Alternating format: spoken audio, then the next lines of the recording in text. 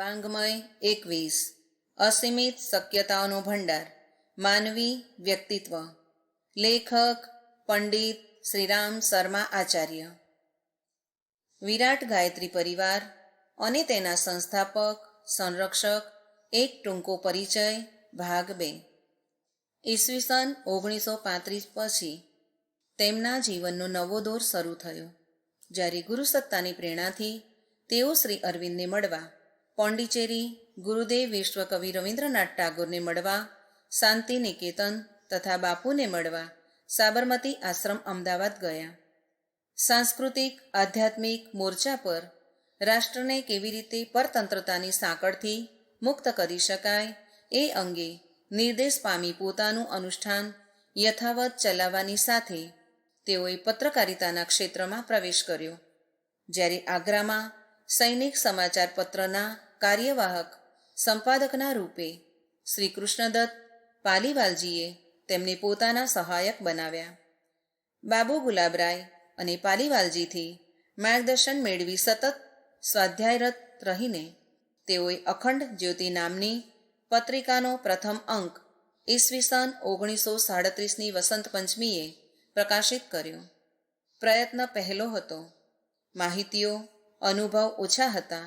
આથી પુનઃ સંપૂર્ણ તૈયારી સાથે વિધિવત ઈસવીસો 1940ના જાન્યુઆરીથી તેઓએ સ્વજનોના નામે પત્ર સાથે પોતાના હાથે બનેલ કાગળ ઉપર પગથી ચાલતા મશીનથી છાપીને અખંડ જ્યોતિ પત્રિકાનો શુભારંભ કર્યો, જે આરંભમાં તો 250ની સંખ્યામાં બહાર પડી, પરંતુ ક્રમશઃ તેઓના સતત પરિશ્રમથી ઘેર ઘેર પહોંચાડવાને કારણે મિત્રો સુધી પહોંચનારા તેઓના હૃદયસ્પર્શી પત્રો દ્વારા તે સંખ્યા નવયુગના મત્સ્યાવતારની જેમ વધતી આજે 10 લાખથી વધારે સંખ્યામાં જુદી જુદી ભાષાઓમાં છપાઈ રહી છે અને 1 કરોડથી વધારે વ્યક્તિઓ દ્વારા વંચાય છે. પત્રિકાની સાથે સાથે હું શું છું જેવા પુસ્તકોનું લેખન શરૂ થયું. સ્થાન બદલાયું. આગ્રાથી મથુરા આવી ગયા. 2-3 ઘર બદલીને ધિયામંડીમાં, જ્યાં આજે અખંડ જ્યોતિ સંસ્થાન છે, ત્યાં આવી વસ્યા. પુસ્તકોનું પ્રકાશન અને કઠોર તપશ્ચર્યા, મમત્મ વિસ્તાર તથા પત્રો દ્વારા જનજનના અંતઃકરણને સ્પર્શવાની પ્રક્રિયા ચાલુ રહી.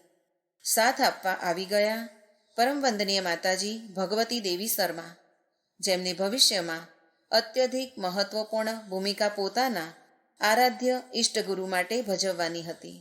તેઓના ભાવભર્યા મર્મસ્પર્શી પત્રોએ સૌ કોઈને, જે દુઃખી હતા, પીડિત હતા, તેઓને આપેલ મહત્વભર્યા પરામર્શે ગાયત્રી પરિવારનો આધાર ઊભો કર્યો.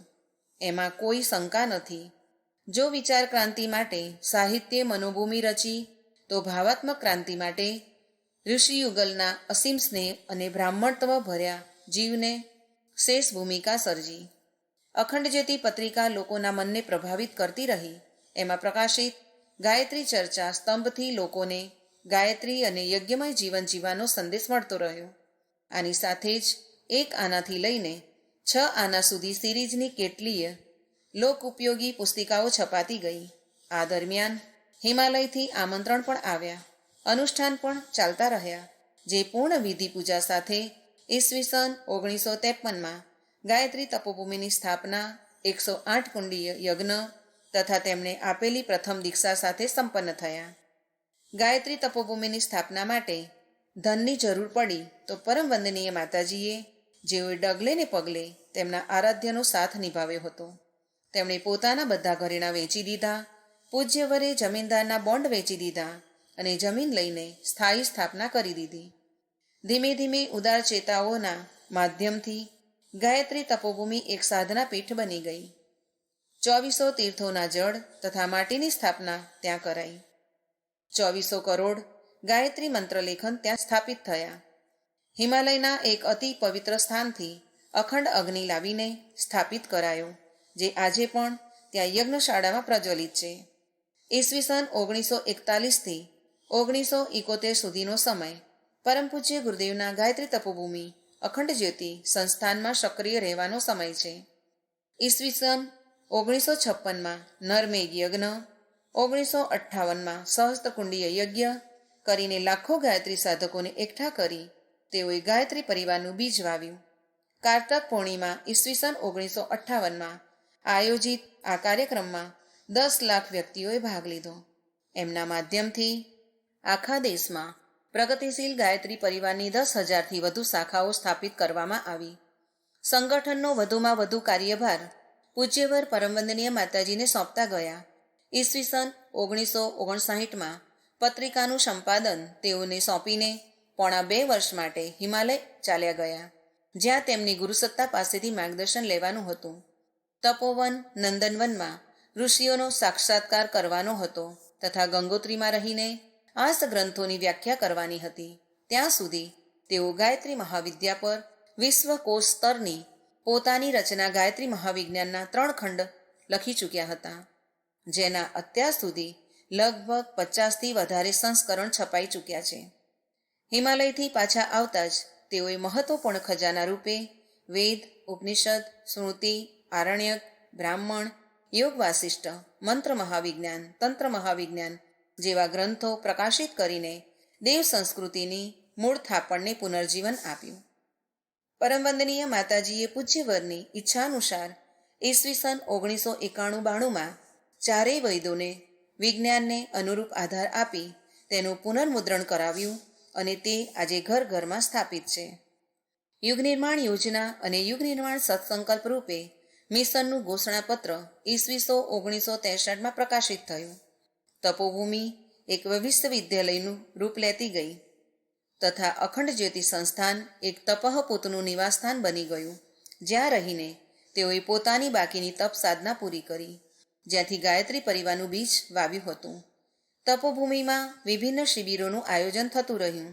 પૂજ્યવર સ્વયં નાના મોટા લોક સંમેલનો, યજ્ઞાયોજનો દ્વારા વિચાર ક્રાંતિની પૃષ્ઠભૂમિ બનાવતા રહ્યા. આખા દેશમાં ઈસવીસન 1970-71માં 1008 કુંડી યજ્ઞ આયોજિત થયા.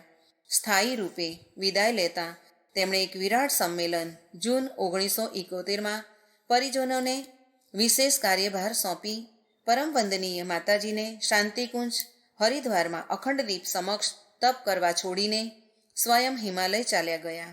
1 વર્ષ પછી તે ગુરુ સત્તાનો સંદેશ લઈને આવ્યા અને પોતાની આગામી 20 વર્ષની ક્રિયા પદ્ધતિ બતાવી.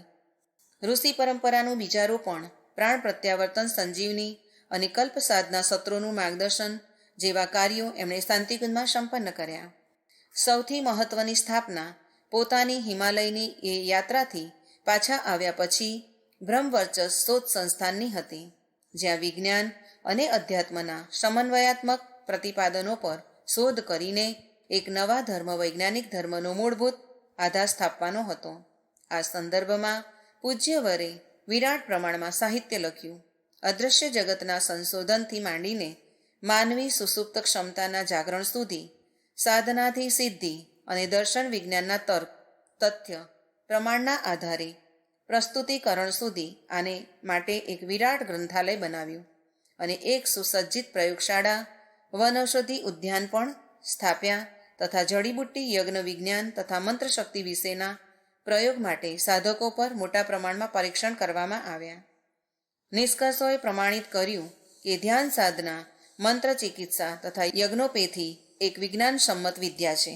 ગાયત્રીનગર ક્રમશઃ એક તીર્થ, સંજીવની વિદ્યાના પ્રશિક્ષણની એકેડમીનું રૂપ ધારણ કરતું ગયું અને જ્યાં 9 દિવસના સાધનાલક્ષી એક માસના કાર્યકર્તા નિર્માણ માટે યુગશિલ્પી સત્ર સંપન્ન થવા લાગ્યા. કાર્યક્ષેત્રનો વિસ્તાર થતો ગયો. ઠેક ઠેકાણે શક્તિપીઠોનું નિર્માણ થયું, જેના નિર્ધારિત ક્રિયાકલાપ હતા સુસંસ્કારિતા, આસ્તિકતા, સંવર્ધન અને જનજાગૃતિના કેન્દ્ર બનવું. આવા કેન્દ્ર જે ઈસવીસન 1980માં બનવા શરૂ થયા હતા. પ્રજ્ઞા સંસ્થાન, શક્તિપીઠ, પ્રજ્ઞામંડળ, સ્વાધ્યાય મંડળના રૂપે આખા દેશ અને વિશ્વમાં ફેલાતા ગયા. 76 દેશોમાં ગાયત્રી પરિવારની શાખાઓ ફેલાઈ ગઈ. એકલા ભારતમાં જ 1000થી વધુ પોતાના મકાનવાળી સંસ્થાઓ સ્થાપાઈ. વાતાવરણ ગાયત્રીમય બનતું ગયું. પરમ પૂજ્ય ગુરુદેવે સૂક્ષ્મીકરણમાં પ્રવેશ કરીને ઈસવીસન 1985માં જ 5 વર્ષની અંદર પોતાની બધી પ્રવૃત્તિઓને સંકેલી લેવાની ઘોષણા કરી દીધી. આ દરમિયાન કઠોર તપ સાધના માટે હળવા મળવાનું ઓછું કરી દીધું તથા ક્રમશઃ બધા કામ પરમ વંદનીય માતાજીને સોંપી દીધા. રાષ્ટ્રીય એકતા સંમેલનો વિરાટ દીપયજ્ઞોના રૂપે નવી વિદ્યા જનતાને સમર્પિત કરી રાષ્ટ્રદેવતાની કુંડલીની જાગૃત કરવા માટે તેઓએ પોતાનું સ્થૂળ શરીર છોડીને સૂક્ષ્મમાં સમાવાની, વિરાટથી વિરાટતમ થવાની ઘોષણા કરીને ગાયત્રી જયંતી 2 જૂન ઈસવીસન 1990ના રોજ મહાપ્રયાણ કર્યું. રાષ્ટ્રે કૃતજ્ઞતા વ્યક્ત કરતા તેમના સન્માનમાં 1 રૂપિયાની ટપાલ પોસ્ટ ટિકિટ બહાર પાડેલ, જેનું વિમોચન તત્કાલીન ઉપરાષ્ટ્રપતિ ડૉક્ટર શંકર દયાલ શર્માજીએ કર્યું. પોતાની બધી શક્તિ પરમવંદનીય માતાજીને આપી ગયા તથા પોતાની તથા માતાજીની વિદાય પછી સંઘ શક્તિની પ્રતીક લાલ મશાલને જ ઇષ્ટ આરાધ્ય માનવાનો આદેશ આપી બ્રહ્મબીજથી વિકસિત બ્રહ્મકમળની સુવાસને દેવ સંસ્કૃતિ દિગ્વિજય અભિયાન રૂપે શરૂ કરવાનો નિર્દેશ આપી ગયા.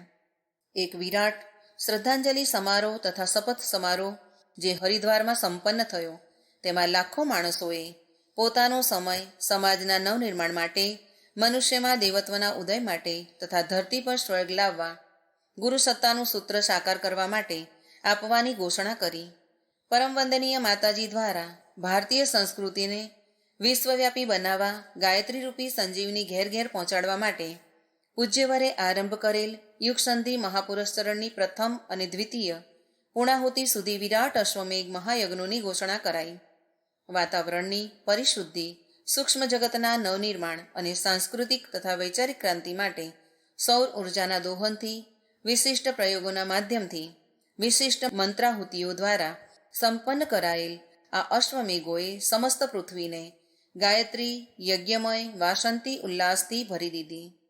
સ્વયં પરમવંદનીય માતાજીએ પોતાની પૂર્વ ઘોષણાનુસાર 4 વર્ષ સુધી પરિજનોનું માર્ગદર્શન કરતાં કરતાં સ્થૂળ શરીરથી 16 યજ્ઞોનું સંચાલન કર્યું અને પછી ભાદરવાની પૂર્ણિમા 19 સપ્ટેમ્બર ઈસવીસો 1994ના રોજ મહાલય શ્રદ્ધારંભની પુણ્ય વેળાએ પોતાના આરાધ્ય સાથે એકાકાર થઈ ગયા.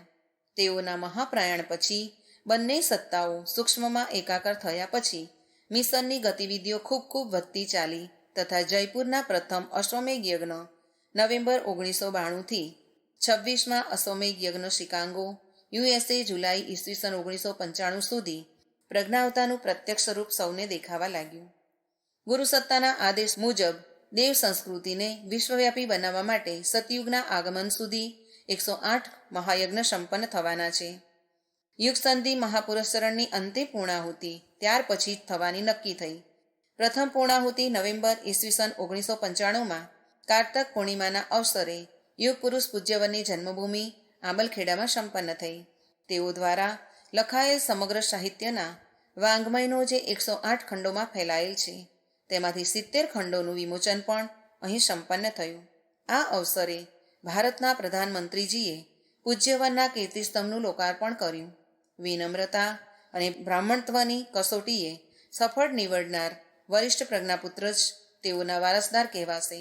આ ગુરુસત્તાની ઘોષણા હતી અને આ ક્ષેત્રમાં એકબીજાથી ચઢિયાતા આદર્શવાદી પ્રતિસ્પર્ધા કરનાર અનેકાનેક પરિજનો તેમના સ્વપ્નોને સાકાર કરવા આગળ આવી રહ્યા છે. હમ બદલેંગે, યુગ બદલેગા, આપણે બદલાઈએ, યુગ બદલાશે ઉદ્ઘોષ દિગંત સુધી ફેલાવી રહ્યા છે અને 21મી સદીમાં ઉજ્જવળ ભવિષ્ય સતયુગના પુનરાગમનનું સ્વપ્ન સાકાર થવા જઈ રહ્યું છે એ સ્પષ્ટ દેખાય છે.